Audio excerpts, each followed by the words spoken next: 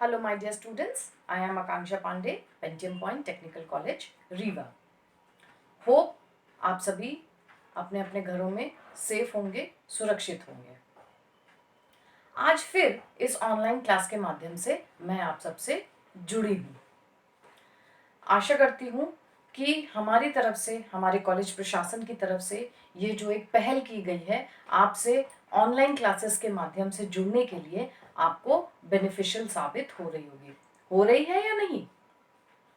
I hope आप इन classes को, online lectures को सीरियसली व्यू कर रहे होंगे और मैं ये भी आशा करती हूँ कि ये आपको ज़्यादा से ज़्यादा आपके स्टडीज़ में हेल्प कर रहे होंगे.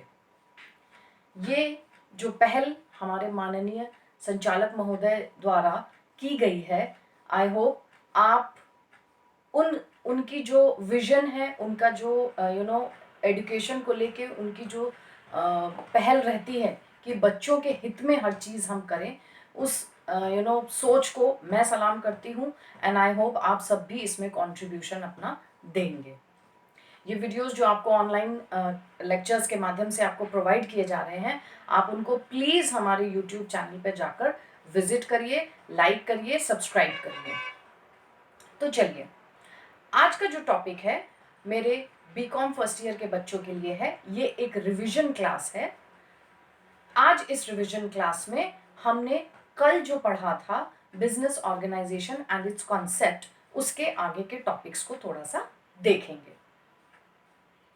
मैं आशा करती हूँ कि आज का ये लेक्चर आपको आपकी स्टडीज के लिए फ्रूटफुल मदद करेगा.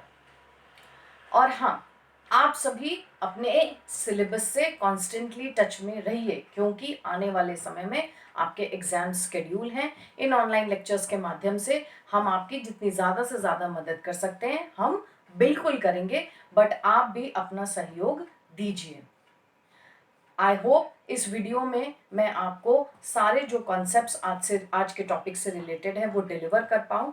और अगर आपको रिलेटेड टॉपिक से कोई भी प्रॉब्लम है तो आप बिल्कुल मैसेज के द्वारा फीडबैक दे सकते हैं. चलिए, तो हम अपना टॉपिक स्टार्ट करते हैं.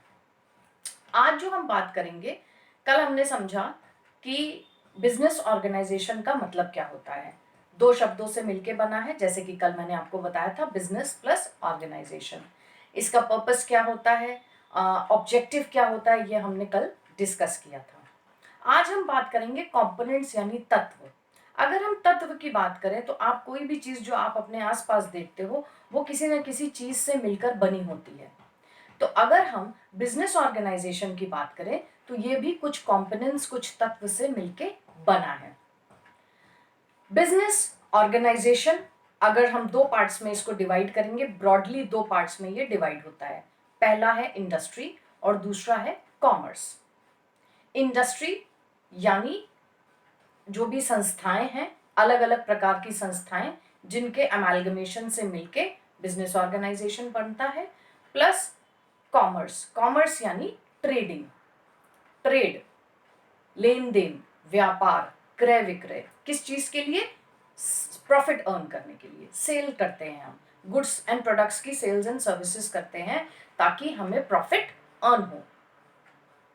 अब अगर हम बात करें इंडस्ट्री, इंडस्ट्री यानी अलग अलग इंडस्ट्रीज होती हैं, अलग अलग टाइप्स की इंडस्ट्रीज होती हैं जो हमारे आसपास के ऑर्गेनाइजेशन में, अगर आप देखोगे, अगर आप आसपास के अपना एनवायरनमेंट देखोगे तो आपके आसपास के एनवायरनमेंट में आपको बहुत सारी ऐसी इंडस्ट्रीज देखने को मिलेंगी.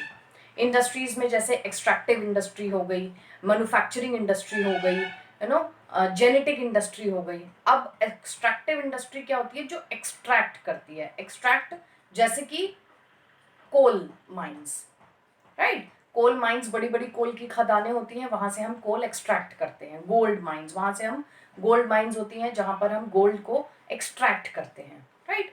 जेनेटिक इंडस्ट्रीज, बड़ी बड़ी इंडस्ट्रीज होती हैं जहां पर जेनेटिकली, जैसे पोल्ट्री फार्मिंग हो गई, जेनेटिकली हम प्रोडक्ट्स को पैदा करते हैं. जैसे पोल्ट्री फार्मिंग, पोल्ट्री फार्मिंग मतलब जो एग्स वगैरह, हैचरी, फिश हैचरी होती है, चिकन हैचरी होती है, ये सारी चीज़ें जेनेटिक्स में चली जाती हैं. कंस्ट्रक्टिव इंडस्ट्रीज जो कंस्ट्रक्शन से रिलेटेड होती हैं. आपके आसपास आपने बहुत सारे ब्रिजेस देखते हो, फ्लाईओवर्स देखते हो, मॉल्स देखते हो, रोड्स देखते हो, एक्सेट्रा एक्सेट्रा। ये सारी कंस्ट्रक्टिव इंडस्ट्रीज में आते हैं। इसके बाद आपका आ जाता है एक ये आपकी आ गई मैन्युफैक्चरिंग इंडस्ट्री। मैन्युफैक्चरिंग में सारे मैन्युफैक्चरिंग फर्म्स आते हैं जो भी मैन्युफैक्चरिंग से रिलेटेड होते हैं। जैसे ये बड़े बड़े आप मशीन्स देखते हो, बड़े बड़े प्लांट्स देखते हो, पावर प्लांट्स देखते हो, बड़े बड़े ऑर्गेनाइजेशन में जो बड़े बड़े प्लांट्स लगते हैं, जनरेटर्स देखते हो, ये सारे मैन्युफैक्चरिंग इंडस्ट्रीज का पार्ट होते हैं, जहाँ पर कई सारे छोटे छोटे पार्ट्स को असेंबल करके एक बड़ा प्रोडक्ट तैयार किया जाता है जो कि हमें किसी न किसी तरीके से हेल्प करता है। ये हो गया इंडस्ट्रीज का सेगमेंटेशन। आगे दूसरे सेगमेंट पे अगर हम बात करेंगे तो वो था कॉमर्स। कॉमर्स यानी ट्रेड, यानी लेन देन, क्रय विक्रय, exchange of goods and services for profit motive. Commerce को दो पार्ट्स में डिवाइड किया हमने, trade and auxiliaries to trade. Trade यानी व्यापार, ऑक्सिलरीज टू ट्रेड मतलब व्यापार को अलग अलग तरीके से सर्विसेज या हेल्प किस तरीके से मिलती है जिससे व्यापार किया जा सके। ट्रेड को अगर हम बात करें, trade mean simple exchange of goods and services, जैसे कि आप जानते हो। तो ट्रेड को अगेन सेगमेंट डिवाइड किया जाता है जो कि आपकी आ जाता है इनलैंड ट्रेड और आउटलैंड ट्रेड। इनलैंड यानी होमलैंड में ट्रेडिंग, आउटलैंड ट्रेड यानी फॉरेन ट्रेड। इनलैंड ट्रेड का मतलब होता है जब हम ट्रेडिंग करते हैं कंट्री के बाउंड्रीज के विद इन। जब हम कंट्री में रहकर, जैसे हम अभी इंडिया में रह रहे हैं, तो जो भी हम ट्रेडिंग कर रहे हैं, sale and exchange of goods and services कर रहे हैं कंट्री की बाउंड्रीज के अंदर रहकर, उसको हम बोलेंगे इनलैंड ट्रेड। दूसरा पहलू है फॉरेन ट्रेड या आउटलैंड ट्रेड, यानी जब ट्रेडिंग जो है क्रॉस बॉर्डर हो जाए। क्रॉस बॉर्डर का मतलब बॉर्डर के आर पार, यानी हम जो ट्रेडिंग करते हैं अपने कंट्री से दूसरे कंट्री में और दूसरे कंट्री से यहाँ पर, import export, that is called as, ये जो ट्रेडिंग होती है that is called as foreign trade. ये दो तरीके के ट्रेड होते हैं बेसिकली। ट्रेड को हमने फिर से दो कैटेगरी में बांटा, inland trade, outland trade. Trade को अगेन हम जो होम ट्रेड है, यानी जो इंटरनल ट्रेडिंग है जो हम कंट्री के अंदर करते हैं, उसको फिर से हम दो पार्ट्स में डिवाइड करेंगे, wholesale trade, retail trade. Wholesale trade यानी बल्क में, थोक थोक में जब हम व्यापार करते हैं उसको कहते हैं होलसेल ट्रेड। होलसेल ट्रेड में क्या होता है, व्यापारी जो होते हैं वो निर्माता से थोक मात्रा में सामान खरीदते हैं, होलसेलर्स जो होते हैं, और उसको फुटकर विक्रेता को बेचते हैं, सो दैट होलसेल का जो प्रोडक्ट है वो अपने आगे कंज्यूमर्स को वो डिलीवर कर पाए। ये हो गया होलसेल ट्रेड का कॉन्सेप्ट। इसी से मिलता जुलता एक और कॉन्सेप्ट है रिटेल ट्रेड, यानी फुटकर व्यापार। फुटकर व्यापार का क्या मतलब हुआ? फुटकर व्यापार का मतलब ये हुआ कि जो व्यापार थोक विक्रेता से फुटकर विक्रेता तक आए और फुटकर विक्रेता छोटी छोटी क्वांटिटीज में वो प्रोडक्ट या वो सर्विस अपने कंज्यूमर्स को बेचे, that is called as retail trade. तो ये तो हमने होमलैंड ट्रेड को दो पार्ट्स में डिवाइड कर दिया, wholesale trade and retail trade. Foreign trade को अगेन हम डिवाइड करेंगे तीन पार्ट्स में, import, export and re export. Import again जब हम बाहर से कोई चीज, बाहर दूसरी कंट्री, फॉरेन कंट्री से जब हम गुड्स एंड सर्विसेज मंगवाते हैं। एक्सपोर्ट जब हम अपने यहाँ से, इंडिया से, अपनी कंट्री से गुड्स एंड सर्विसेज बाहर भेजते हैं। ये हो गया फॉरेन ट्रेड का डाइवर्जन। अब जब हमने कॉमर्स को दो पार्ट्स में डिवाइड किया था, trade and auxiliaries to trade, तो ये ट्रेड का ट्राइंगल है जो आपको, ट्रेड का ट्री जो है आपको समझ में आया। ऑक्सिलरीज टू ट्रेड की बात करेंगे।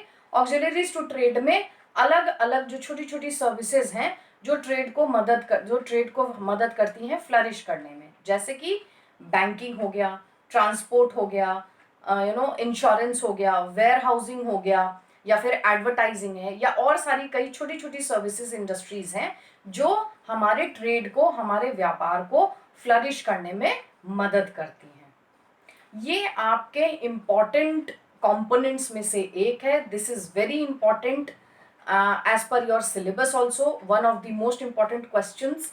इसको प्लीज सीरियसली लीजिए। This was your revision class for BCom first year students. I hope आज का ये टॉपिक आपको क्लियर होगा। इससे रिलेटेड आपको कोई भी क्वेरी हो तो आप ग्रुप पर पोस्ट कर सकते हैं, आपके क्वेरीज वहां पे सॉर्ट आउट किए जाएंगे। वीडियोस को फीडबैक दीजिए ताकि हमें समझ में आए कि हम आपको कैसे और बेहतर से बेहतर क्वालिटी जो है एजुकेशन की डिलीवर कर सकें। For more and more online video lectures, please subscribe to our YouTube channel and press the bell icon link पे, सो दैट आपको लगातार ऑनलाइन लेक्चर्स के अपडेट्स मिलते रहें। Please stay home, stay safe. Thank you.